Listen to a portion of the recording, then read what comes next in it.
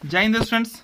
आप बीए के स्टूडेंट्स हैं, बीकॉम के स्टूडेंट्स हैं या बीएससी के स्टूडेंट्स हैं, हिंदी 100 का रखे हैं तो यह वीडियो आप लोगों के लिए काफ़ी हेल्पफुल है और आगे भी यह चैनल आप लोगों को मदद करता रहेगा। इसलिए अगर आपने अभी तक इस चैनल को सब्सक्राइब नहीं किया है तो चैनल को जरूर सब्सक्राइब कर लें। और कॉमर्स वाले स्टूडेंट्स के लिए यह चैनल तो काफ़ी ही हेल्पफुल है क्योंकि इस पे आपको सभी विषयों की संपूर्ण तैयारी करवाई जाती है। तो इस चैनल को सब्सक्राइब करके बेल आइकन को प्रेस कर लें और हमारे साथ मिलकर पढ़ें। चलिए मैं पहले बता देता हूं आप लोगों के जो पाठ्य पुस्तक में कुछ लेखक के द्वारा लिखा गया महत्वपूर्ण कहानी कविता है उसका नाम। तो सबसे पहला उसमें हिमाद्री तुंग श्रृंग से, जो जयशंकर प्रसाद के द्वारा लिखा गया है। ये याद करना आपको जरूरी है क्योंकि ऑब्जेक्टिव में पूछ सकता है। दूसरा है मधुमय देश, ये जयशंकर प्रसाद का ही लिखा हुआ है। तीसरा है मनुज का श्रेय, ये रामधारी सिंह दिनकर के द्वारा लिखा गया है। चौथा युधिष्ठिर की ग्लानि, ये भी रामधारी सिंह दिनकर की है। भीष्म का पश्चाताप, ये भी रामधारी सिंह दिनकर है। वसंत की अगवानी नागार्जुन, और सांझ का बादल धर्मवीर भारती, कवि और कल्पना धर्मवीर भारती। तो लेखक हुए धर्मवीर भारती, रामधारी सिंह दिनकर और जयशंकर प्रसाद 3 और 1 नागार्जुन 4 ही है। ठीक है, जयशंकर प्रसाद ने लिखा है हिमाद्री तुंग श्रृंग से और मधुमय देश। रामधारी सिंह दिनकर का रचना है मनुज का श्रेय, युधिष्ठिर की ग्लानि, भीष्म की पश्चाताप। नागार्जुन के द्वारा लिखा गया वसंत की अगवानी और धर्मवीर भारती का सांझ का बादल और कवि और कल्पना। चलिए फटाफट हमारे साथ कुछ इंपॉर्टेंट क्वेश्चन को देखते हैं। पहला है छायावाद के प्रथम प्रयोक्ता हैं। छायावाद के प्रथम प्रयोक्ता हैं मुकुटधर पांडे।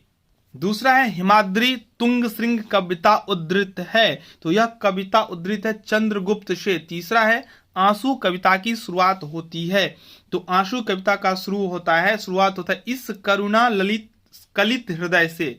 चौथा प्रश्न लहर का प्रकाशन वर्ष है, तो लहर का प्रकाशन वर्ष है 1935 ईस्वी। पांचवा प्रश्न है मधुमय देश कविता उद्धृत है, मधुमय देश कविता उद्धृत है चंद्रगुप्त से।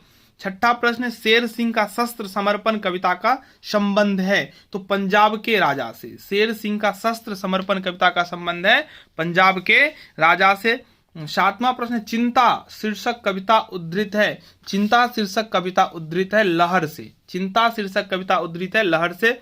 आठवां प्रश्न चिंता कविता के कवि हैं, चिंता कविता के कवि हैं जयशंकर प्रसाद। ठीक है, 9वां नंबर क्वेश्चन छायावाद स्थूल का सूक्ष्म के प्रति विद्रोह है, परिभाषा किसने दिया है, तो इसका राइट आंसर हो जाएगा डॉक्टर नागेंद्र।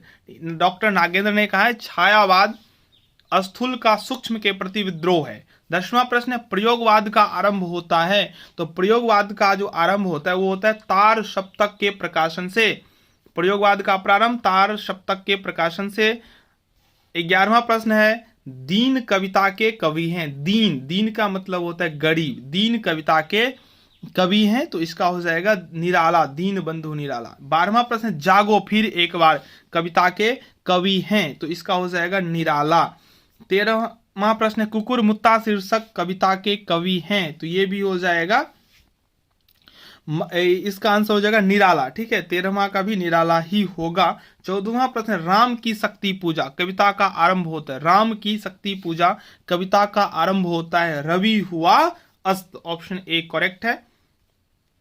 15वां प्रश्न गर्म पकौड़ी कविता के कवि हैं। गर्म पकौड़ी कविता के कवि, बहुत सारे कवि का नाम पूछा जाता है तो आपको याद रखना ये भी निराला ही होगा। हम एक वीडियो बनाएंगे जिसमें कवि के बारे में सारा डाउट क्लियर हो जाएगा एक ही वीडियो में। ठीक है, 16वां प्रश्न प्रथम रश्मि कविता के कवि हैं। प्रथम रश्मि कविता के कवि हैं, तो ये हो जाएगा सुमित्रा नंदन पंत। 17वां प्रश्न पर्वत प्रदेश में पावस शीर्षक कविता के कवि है, तो इसका राइट आंसर हो जाएगा पंत ही। 18वां प्रश्न भारत माता कविता में चित्र है, तो इसमें हो जाएगा गांव का। ठीक है, 19वां प्रश्न है हिमाद्री कविता के कवि हैं। हिमाद्री कविता के कवि हैं प्रसाद, ऑप्शन सी। 20वां प्रश्न नव संस्कृति कविता के कवि है, तो इसका भी आंसर हो जाएगा सुमित्रा नंदन पंत। 21वां प्रश्न नीरजा के रचनाकार, तो नीरजा के रचनाकार है महादेवी वर्मा।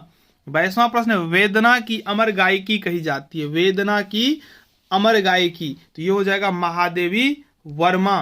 23वां प्रश्न है मंदिर दीप शीर्षक कविता के कवि हैं, तो इसका हो जाएगा महादेवी वर्मा।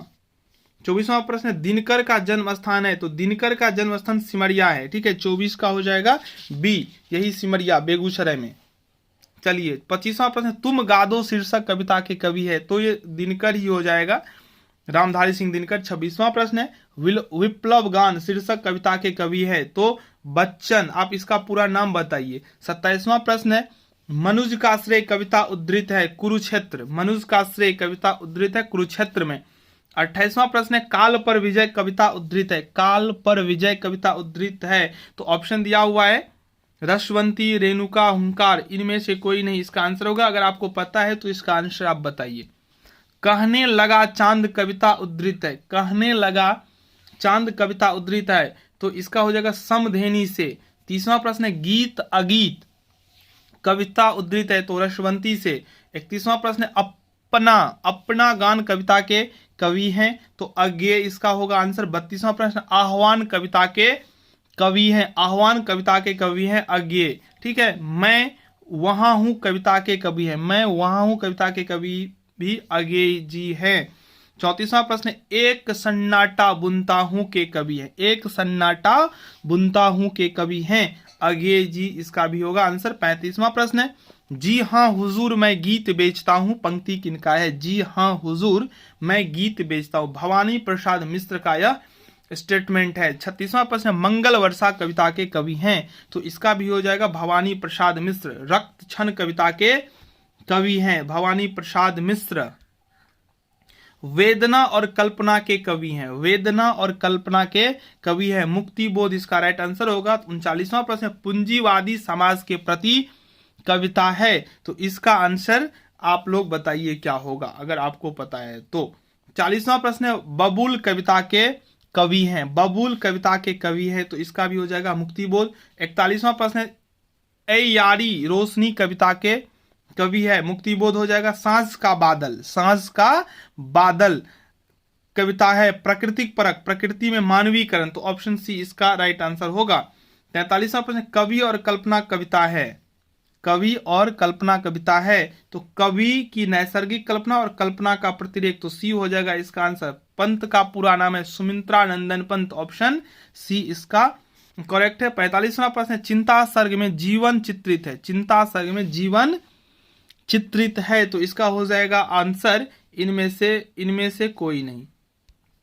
46वां प्रश्न नई कविता के कवि हैं, नई कविता के कवि हैं, तो ये हो जाएगा भवानी प्रसाद मिश्र। 47वां प्रश्न ये अनजान नदी की नावें जादू के से पल पंक्ति हैं, तो इसका हो जाएगा धर्मवीर भारती की। 48वां प्रश्न मधु बयार शीर्षक कविता उद्धृत है, तो संध्या गीत में। 49वां प्रश्न प्रयोगवाद की विशेषता है, प्रयोगवाद की विशेषता है, तो उपर्युक्त सभी इसका आंसर हो जाएगा आहवाद विसर्जन, ये लघु मानव। 50वां प्रश्न अरुण यह मधुमय देश हमारा पंक्ति किनका है, ये जयशंकर प्रसाद का ही रचना है। 51वां प्रश्न सूत्र वाक्य को विस्तारित किया जाता है, तो पल्लवन में, अब व्याकरण सेक्शन है, संक्षेपण में होता है, मूल अवतरण का 1/3, ऑप्शन बी इसका करेक्ट आंसर होगा। टिप्पण का प्रयोग होता है, टिप्पण का प्रयोग होता है कार्यालय में, टिप्पण का प्रयोग होता है कार्यालय में। पल्लवन होता है, तो पल्लवन में भाव का विस्तार होता है। टिप्पण में आदेश देता है अधिकारी कर्मचारी दोनों, तो इसका आंसर होगा अधिकारी, अधिकारी ही आदेश दे सकता है। 56वां प्रश्न परिभाषिक शब्दावली के गुण हैं, तो सुनिश्चित अर्थ, अस्पष्ट अर्थ, संक्षिप्तता सभी होगा। 57वां प्रश्न परिभाषिक शब्दावली में अंतर्निहित है, परिभाषिक शब्दावली में निहित है, तो इसका हो जाएगा तकनीकी शब्द और मानक शब्द यानी कि दोनों। 58वां प्रश्न परिभाषिक शब्दावली का प्रयोग होता है, तो परिभाषिक शब्दावली का प्रयोग होता है प्रशासन और कार्यालय दोनों में, इसलिए ऑप्शन सी।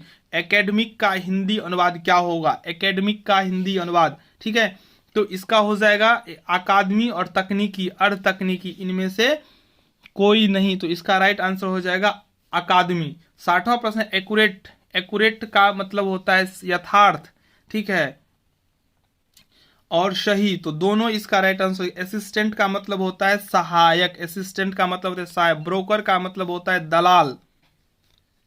डेटा का अर्थ होता है तथ्य, आंकड़े, तो दोनों हो जाएगा इसका आंसर। 64वां प्रश्न है, तथ्य नहीं देना, आंकड़े ही देना, ठीक है। 64वां प्रश्न है डायरेक्टिव, डायरेक्टिव का हिंदी, तो डायरेक्टिव का हो जाएगा निर्देशात्मक। 65वां प्रश्न अनुवाद का उद्देश्य, तो अनुवाद का उद्देश्य हो जाएगा उपर्युक्त सभी। 66वां प्रश्न है पारिभाषिक शब्द कंट्रीब्यूशन का, कंट्रीब्यूशन का अर्थ होता है अंशदान। 67वां प्रश्न एम्प्लॉयमेंट, एम्प्लॉयमेंट का हिंदी, तो एम्प्लॉयमेंट का हिंदी हो जाएगा रोजगार। डायरेक्टर का होता है निदेशक, 68 का हो जाएगा बी। ये आप लोगों को याद रखना होगा, गेस्ट पेपर में दिया रहता है। नोटिफिकेशन का मतलब होता है सूचना या अधिसूचना, तो अधिसूचना में ही टिक मारिएगा, ठीक है। चलिए 70वां सबमिशन, सबमिशन का मतलब होता है क्या, तो इसमें ऑप्शन जो दिया हुआ है प्रस्तुतिकरण, अनुबंध, आदेश, तो प्रस्तुतिकरण ही इसका आंसर होगा। कलम तोड़ना, कलम तोड़ना ये मुहावरा है। कलम तोड़ना का मतलब होता है बहुत अच्छा लिखना। इसमें याद रखिएगा जो ऑप्शन ये ऑप्शन में होगा वो आंसर नहीं होगा। काठ का उल्लू, काठ का उल्लू मतलब महामूर्ख होना, समझाने के बाद भी नहीं समझना। कान भरना मतलब चुगली करना, ठीक है। 74वां ईट से ईट बजाना, ईट से ईट बजाना मतलब झगड़ा करना। घोंघा बसंत का अर्थ होता है मूर्ख, इसका भी अर्थ होता है। 76वां चेहरे का हवाइयां उड़ना यानी कि घबराना, ठीक है। चेहरे का हवाई उड़ना का मतलब होता है घबराना। 77वां घोड़े बेचकर सोना मतलब गहरी नींद में सोना, निश्चिंत हो जाना, ये होगा इसका सही आंसर। जीती मक्खी निगलना, जीती मक्खी निगलना मतलब जानबूझकर गलत काम करना। जीती मक्खी को निगलेंगे तो दिक्कत आपको होगा। 79 दांत खट्टे करना मतलब जीत जाना, छक्के छुड़ा देना, ये हो जाएगा ऑप्शन सी। ये सब तो बहुत आसान है आप लोग। नमक मिर्च लगाना मतलब बढ़ा चढ़ा कर कहना, ठीक है। अब नमक लगाना, नमक अधिक खाना, ये सब नहीं होगा, ठीक है। पानी फेर देना मतलब बेकार कर देना, नहीं बोलता है जो उसके चाल को बर्बाद कर दिया। पौ बारह होना, पौ बारह होना खूब लाभ कमाना। पौ बारह का वर्ड आपने कहाँ सुना है बताइए कमेंट में। 83वां प्रश्न शत्रुओं का हनन करने वाला कहलाता है शत्रुधन। शत्रुधन कहाँ का पात्र है, रामायण का ना। जो निरंतर बढ़ रहा हो उनको हम लोग क्या बोलेंगे, एक शब्द में, एक शब्द में नहीं, इसका नहीं होगा, इनमें से कोई नहीं इसका आंसर होगा। 25वां प्रश्न हास्य रस प्रधान नाटक कहलाता है, हास्य रस प्रधान नाटक कहलाता है, तो ऑप्शन प्रहसन रूपक नाटक नहीं होगा, इनमें से कोई नहीं आंसर होगा। 86 जो मिट्टी से बना हो, जो मिट्टी से बना हो उसे हम क्या कहेंगे, पार्थिव। 87 चुनाव में मत देने की क्रिया कहा जाता है, तो आप लोगों को पता ही होगा, इसका आंसर आप ही लोग बताइए, ठीक है। 88वां प्रश्न विरोध का पक्ष लेने वाला क्या कहलाता है, तो विपक्षी। विरोधी का पक्ष लेने वाला होता है विपक्षी। पशु के आचरण जैसा, पशु के आचरण जैसा को क्या बोलते हैं, पार्श्विक। बाहर क्या हुआ, बाहर क्या हुआ तो बहिष्कृत ही होगा, 90 का शी। चलिए मदिरा पान करने वाला क्या कहलाता है, मदिरा पान, शराब पीने वाले को क्या कहा जाता है, तो इसका जो है शराबी, ये सब नहीं, तो ऑप्शन डी ही होगा। काल का पर्यायवाची समय और मौत दिया हुआ है ऑप्शन में, तो ये दोनों नहीं, मौत नहीं होगा, समय ही रहने दीजिए, 92 का ए ही होगा सी। चलिए तारा का पर्यायवाची, तारा का पर्यायवाची क्या होगा, तो तारा का पर्यायवाची इसमें सभी हो जाएगा। 94 दानव का पर्यायवाची, पर्यायवाची का मतलब होता है सेम अर्थ वाला शब्द, तो इसका हो जाएगा असुर, ये उपयुक्त सभी। तरंग का पर्यायवाची, तरंग का पर्यायवाची क्या होगा, उर्मी और लहर दोनों होता है, इसलिए सी होगा। 96 तन्मय का पर्यायवाची, तन्मय का पर्यायवाची तल्लीन हो जाएगा। कोमल का पर्यायवाची, ये उपयुक्त सभी ही होगा इसका। 98 नंबर क्वेश्चन भारतीय संविधान में कितनी भाषाओं को मानता है, तो 22 भाषाओं को मान्यता दिया हुआ है। हिंदी दिवस 14 सितंबर को मनाया जाता है और मैथिली भाषा है संविधान मान्य भाषा, बिल्कुल संविधान में भाषा दिया गया है, ठीक है, तो मान्य भाषा हो गया। तो हिंदी का एक सेट कंप्लीट हो गया, बहुत जल्द बहुत सेट लेकर आऊंगा, तब तक आप लोग बने रहे चैनल के साथ और वीडियो को देखते रहे। धन्यवाद।